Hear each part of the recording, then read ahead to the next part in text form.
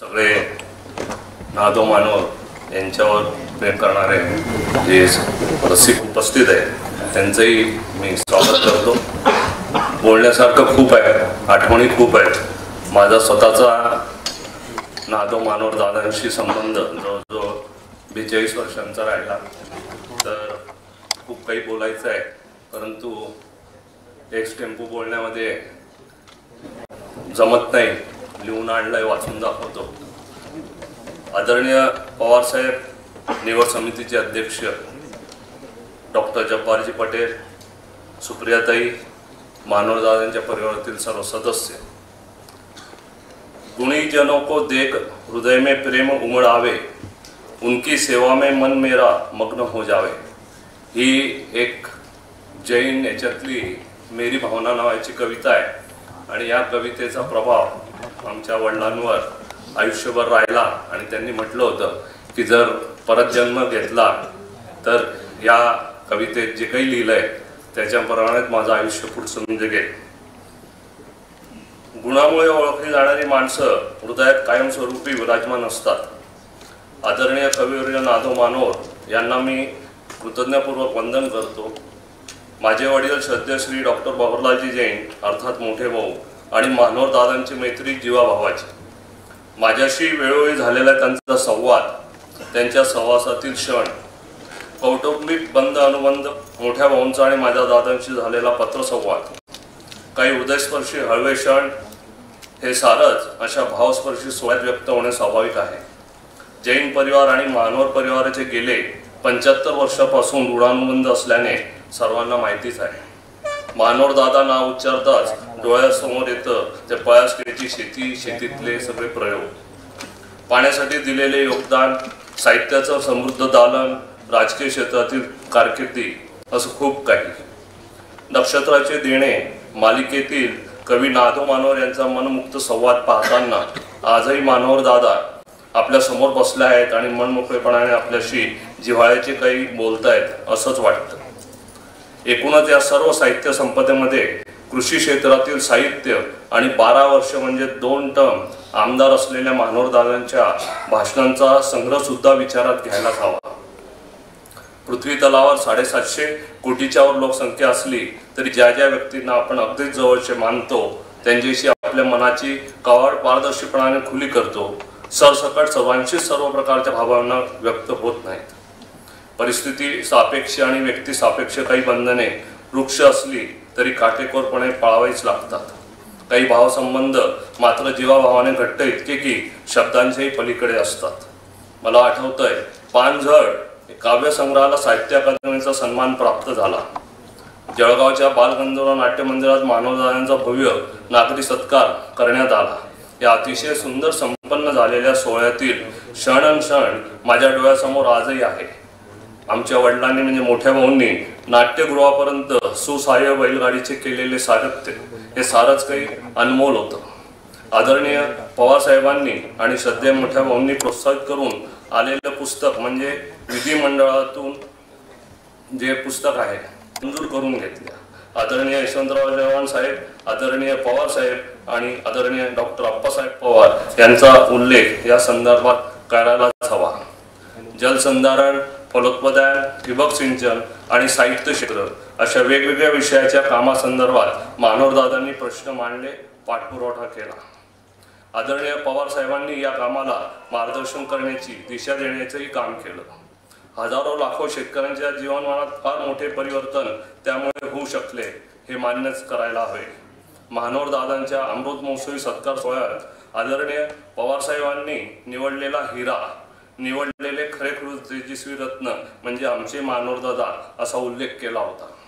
कविवर्य मानवदादांविषयी आणखी एक वैशिष्ट्य अधोरेखित करतो। आमच्या ट्रस्टच्या वतीने कवयित्री बहिणाबाई चौधरी बालकवी यांच्या नावाने साहित्य क्षेत्रातील पुरस्कार दर 2 वर्षांनी दिले जातात। त्यासोबत आणखी एक पुरस्कार ललित लेखनासाठी असतो। कविवर्य नादो मानोर यांच्या नावाने हा पुरस्कार देण्यात यावा असा प्रेमळ हक्काने आग्रह माझ्या वडिलांनी केला आणि मानवदादांची संमती मिळाली। माझ्या नावाने नको म्हणण्याची विनयशीलता, मनाचा मोठेपणा दादांकडे होताच परंतु माझ्या वडिलांच्या शब्दाचा सन्मान म्हणून त्यांनी या विनंतीचा स्वीकार केला. मानवदादा आयुष्याच्या वाटचालीत विविध दालनात विलक्षण सामर्थ्यासह कर्तृत्व सिद्ध करू शकले, कारण आमच्या सुलोचना काकूंची त्यांना भरभक्कम साथ होती. मानवदादांचे सुलोचनेच्या पाऊल खुणा हे हृदयस्पर्शी पुस्तक वाचण्यासारखे आहे. नम्रतापूर्वक सांगतो, सुलोचनाच्या पाऊल खुणा हे पुस्तक मानवदादांनी मला अर्पण केले. भवरलाल अँड कांताबाई जैन फाउंडेशन संदर्भात थोडीशी माहिती आपल्या समोर नमूद करतो. आमच्या संयुक्त परिवारातील 3 पिढ्यापासून संचित असलेले 7,000 रुपये माझी आजी गौराई यांनी माझ्या वडिलांना दिले आणि त्यातूनच आजचा जैन उद्योग समूहाचा पाया रचला गेला. आमच्या वडिलांनी शेतीमालावर प्रक्रिया करणारी कारखानदारी उभी केली.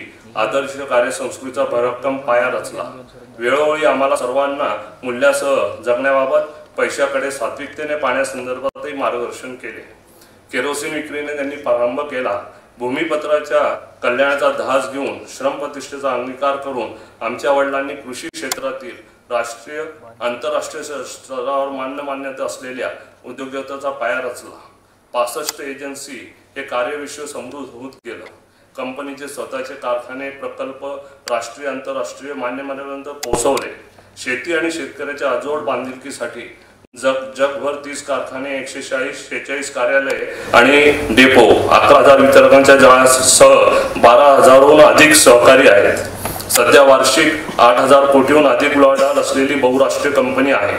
आजमितीत जगात कृषी पाईपासह ठिबक सिंचन उत्पादनात प्रथम, केळी आणि डाळी आणि टिश्यू कल्चर रोप निर्मितीत प्रथम, आंबा फळ प्रक्रियेत प्रथम, कांदा आणि भाजीपाला प्रक्रियेसाठी दुसऱ्या स्थानी आहे. पुरस्कार आणि सन्मान या संदर्भात अभिमानाने सांगायचं तर आंतरराष्ट्रीय, राष्ट्रीय आणि राज्यस्तरीय अशा एकूण 328 पुरस्कारांनी कंपनीला सन्मानित करण्यात आलं आहे.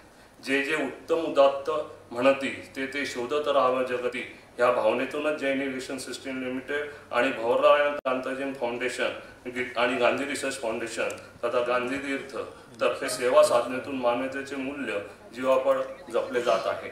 सामाजिक, आध्यात्मिक, धार्मिक, शैक्षणिक, सांस्कृतिक, साहित्य, आरोग्य, क्रीडा अशा विविध स्तरावर आमच्या ट्रस्टचे सहभागी काम सुरू असते. समाज हे आपल्यावर खूप मोठे ओझे आहे असे न मानता समाज आपल्या जीवनाचा अविभाज्य घटक आहे. सेवा करीत राहिले आणि आजही करीत आहेत. करोनाची लागण झालेल्या मानसिक संतुलन सांभाळण्यापासून ते त्यांच्या कुटुंबाची काळजी घेण्यापर्यंत सर्वच त्यावेळी आपल्या ट्रस्टने केले. त्यासाठी प्राणाची पर्वा न करता स्वतः कोविड सेंटरपर्यंत जैन इरिगेशनचे सहकारी पोहोचले.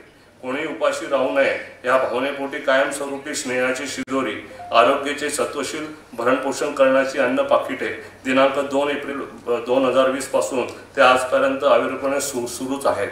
जवळजवळ 26 लाखाच्या वर भोजनाचे पाकिटे आजपर्यंत वितरित झाली आहेत. आदरणीय नामदेव मानवदादा यांचे दिनांक 3 ऑगस्ट 2023 रोजी दीर्घ आजाराने पुणे येथे निधन झाले. पाणी अडवा पाणी जिरवा या संकल्पनेचे जनक म्हणून मानवदादांना कायमस्वरूपी ओळखले जाईल. तसेच शास्त्रीय आणि अत्याधुनिक शेतीचे मानवदादा खंदे पुरस्कर्तेही होते. 1986ला जैन इरिगेशन कंपनीद्वारा निर्मित ठिबक सिंचनाचा पहिला संच मानवदादांच्या पळासखेडे येथील मोसंबीच्या बागेत लावण्यात आला होता. ही कृतज्ञ आठवण शरणागत मला आमच्या सहकार्याने झाली. भवरलाल अँड कांताबाई जैन फाउंडेशन, जळगावचे विश्वस्त तसेच गांधी रिसर्च फाउंडेशनच्या सल्लागार समितीचे सदस्य आणि बहिणाबाई चौधरी मेमोरियल ट्रस्टचे मानवदादा विश्वस्त होते.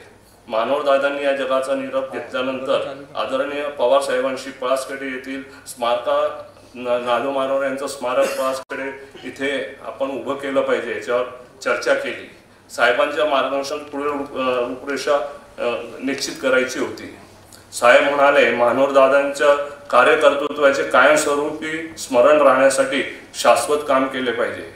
स्मारक उभे राहतील, लोक येतील जातील, पण त्याच्याने काही आपलं शाश्वत असं काही होणार नाही. म्हणून काही वेगळा विचार आपण केला पाहिजे. आज संपन्न होणारा पुरस्कार सोहळा साहेबांच्या मार्गदर्शनातून कृतीशील स्वरूप आहे. महाराष्ट्रातील 6 विभागातील जे आपले रेव्हेन्यू डिपार्टमेंटच्या 6 विभागातील कर्तबगार व्यक्तींना मानवदादांच्या शुभ नावाने अंकित पुरस्कार देण्याची संकल्पना आदरणीय पवार साहेबांनी मांडली. 40च्या आत साहित्य क्षेत्रात स्वकर्तबगारीचा ठसा उमटवणाऱ्या 4 साहित्यिकांना तसेच शेती आणि पाणी क्षेत्रातील विशेष योगदान देणाऱ्या प्रत्येकी एकाचा असे एकूण 6 पुरस्कार देऊन आदर सत्कार होणार आहे। यशवंतराव चव्हाण प्रतिष्ठान मुंबई आणि भवरलाल कांताजी फाउंडेशनच्या संयुक्त विधाने मानवदानाच्या जयंतीनिमित्त मुंबईत हा सोहळा होईल, त्याप्रमाणे आजचा हा सोहळा आपण अनुभवत आहोत। मानवदादांच्या स्मृतिदिनानिमित्त 3 ऑगस्ट रोजी या दोन्ही संस्थांच्या वतीने आणि परिवर्तन संस्थेसह जळगावलाही कार्यक्रम घेण्यात येईल असे निश्चित करण्यात आले आहे। पुरस्कार प्राप्त मान्यवरांचे मी अभिनंदन करतो आणि त्यांना पुढील वाटचालीसाठी मनापासून शुभेच्छा देतो। मानवदादांनी मला एका पळसखेड्याच्या त्यांच्या घराच्या भिंतीवर लावलेली विश्वकवी नोबेल पुरस्कार सन्मानित गुरुदेव रवींद्रनाथ टागोर यांची प्रार्थना सुंदर फ्रेम करून पाठवली होती। प्रार्थनेतील शब्द, त्यातील अंतर्भाव अंतःकरणाला थेट पोहोचले। खरं तर ही प्रार्थना आपण योग्य वेळी पाठवली हे एका अर्थाने आपण वडिलकीच्या नात्याने केलेले दीपप्रज्वलन आहे असे मी कृतज्ञ भावनासह नमूद करतो, असं मी त्यांना सविनय लिहायचं आठवतो आणि इथे थांबतो। जय महाराष्ट्र, जय हिंद।